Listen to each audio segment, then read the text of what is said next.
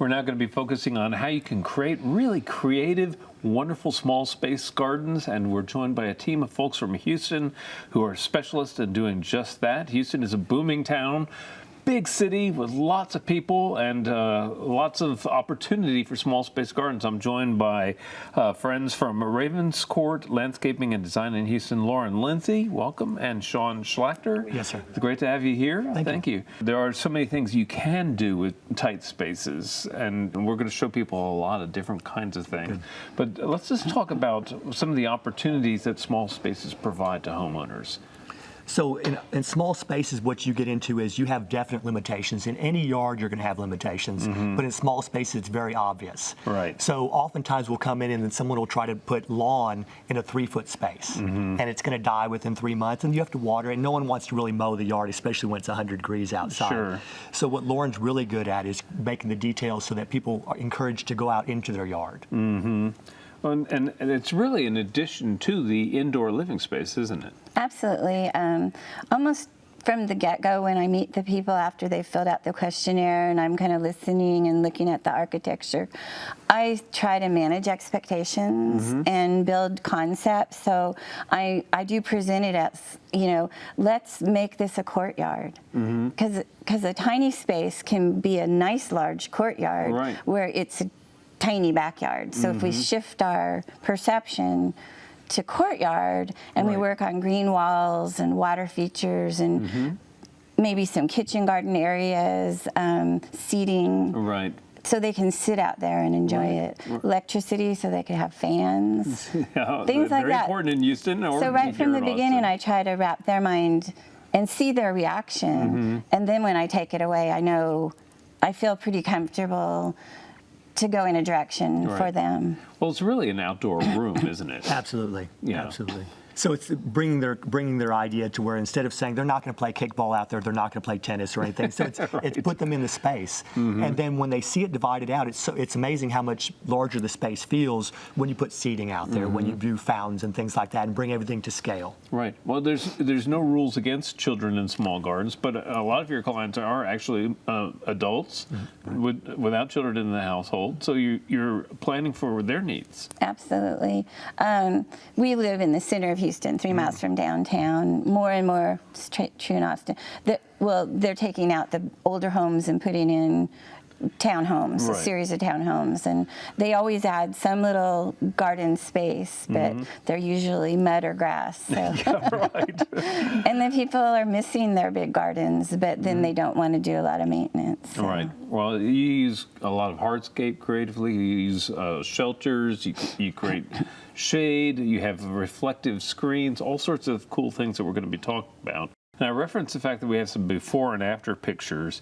And the first one I'd like to talk about is it has one of my favorite plants in it. So I locked into that. It's a river birch. Right. But this is is this a full home or is this a townhome? This is a full home, and it's hard to tell because what they've done is they've taken an old Victorian house and kind of blown out the back, which a lot of people are doing. The land's not cheap, so they want to make the most use of they can. Sure. So half of the yard is a garage, so it's a kind of a narrow space.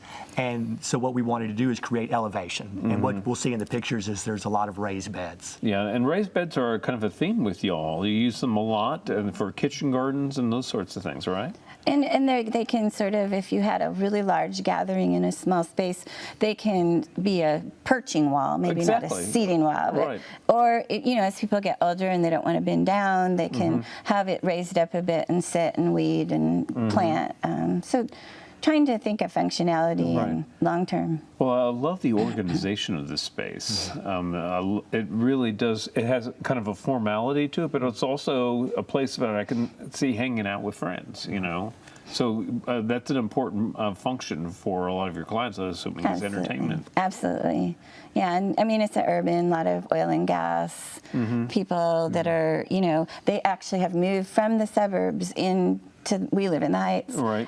On purpose, because we have lots of, you can walk, there's local, kind of a little bit Austin, right in the middle of Houston. Right. So that same flavor of they want to be out, they want to enjoy life. Right. Well, and you're giving them that opportunity. Instead of swatting mosquitoes into San Augustine lawn, they're going out to a kind of a gracious patio, which is really awesome. The next before and after I want to show is one that's a narrow townhome. And you use something really clever here to hide air conditioning, and including some mirror screens. Tell me about the mirror screens. So Lauren found, she's really good at sourcing materials, is an outdoor rated material. So it's a plexiglass that we stack together, and we hide the seams. You'll maybe be able to see in the pictures with the lattice we use. So it works for several reasons. One, it gives you the trick of the eyes to where you see the mirror, so you don't notice the wall or the AC behind it. Right. Plus, it provides some sound dampening. And then any screen also gives a deeper sense of space, and we'll see in the pictures.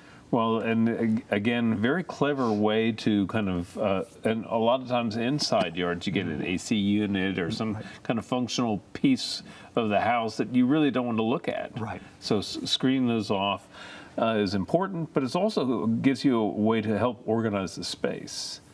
You know, you can break down the space with this. Absolutely. And I think that's really important. And you also you use a variety of interesting materials, but brick is one of your favorite materials. It We seems really like brick. Brick is relatively inexpensive, and then we often use it as a veneer. So on patios, it's a different setup, but when it's on raised beds, we have a cinder block structure underneath, and then it gives a nice old world feel. Sure, you know, and it develops a patina over time. Absolutely. Kind of mellows in a way that's really great. And everything outside in Houston patinas. That's a nice way of saying That's it. the truth. Here in Austin too, I'm afraid. That's certainly true. But again, great spaces and something that would age really gracefully over time. The next garden I want to take a look at is one where you had a client who had a little bit of a backyard, but they were building a townhome next to it that was going to stare down into her house and into her garden. So what was your answer there? Well, what Lauren's really good at is visualizing what's going to happen in the future. So for her, we knew that there was going to be townhomes behind this unit. And so before we even got in, all we saw was the level dirt. So Lauren created a pergola with very little offset on the roofing so that it creates privacy without feeling oppressive. When you say very little offset, there's still slots where you can still see the sun. Absolutely. So if you look straight up, it's about a 50% blockage of the sky.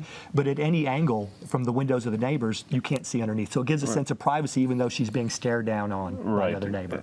And the crepe myrtles that we used as a screen towards the back to continue the privacy are only going to be like 15, 20 feet. So easy to manage. I don't like to trim them much, but she can limb them up a little bit. But it would just soften it. And I sort of tend to, when I get to a space, put the patio far from the house. Sure. On purpose. Drawing people out into the garden. Because I want them to go, because otherwise they're just not going to go back there. And then as we bring this design towards the house to marry the spaces, making it really fun to walk from one space to the other, but the yard then becomes bigger in my mind, and I think that's really true in that particular one. Yeah, well, it's a very graceful kind of addition.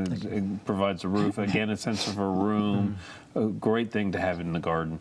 Now, there's another space I wanted to focus in on because this is one of those super narrow spaces, and you've built in some seating here, and you know, I think almost every suburban house has one of these dreadful little side yards, right? But here you've done something so creative with it. Yeah, when I walked in there, I went, oh my, what am I going to do? It's like 6 feet, but like 30 feet. And I'm like, but I have and she has utilities cut into her yard. Right. So the one was boxed out. We boxed out the other and made a seating bench. When the arms, I think of them as arms, are herb beds. Right. Took down part of the fence, put in lattice so the air could get through and have a different. So I hate to go in those little yards and all you see is picket fence. Right. And you just feel depressed instantly. So if I can change it, I will. And it blocks the air movement, like you already referenced. Yeah, and it just feels stifling in those spaces so much of the time. And we did put cafe lights. We made special arrangement to put so it's a cute space. It's fun. Another one, and this is one that I think is a dramatic transformation, is where you're working on the entry. As a typical overgrown shrubs, air conditioning unit, into something that feels gracious and modern. So in her space, she's right off the bike trail, and it's right at the bayou. In Houston, we have the open ditches, so she had nothing redeeming about the front yard, and the plants that the builder put in because they were inexpensive had overgrown the space. Right. So, and that was her only yard space. The back just goes to an alley. So what Lauren did was cleaned out the space. The air conditioner was moved to open up more space and create a patio. Yeah. Well, a great job, and shows that great things can come in small packages. Real briefly, Lauren, you write and you have a website and a blog where you talk about your gardens. Real briefly, tell us how people can find that. Well, our website is www.ravenscourt.us. Okay. Nice and simple. Okay, From very there, easy. you can get to the blog. There's Okay. a button, and pictures and other things, and lots of organic information. We're very informational.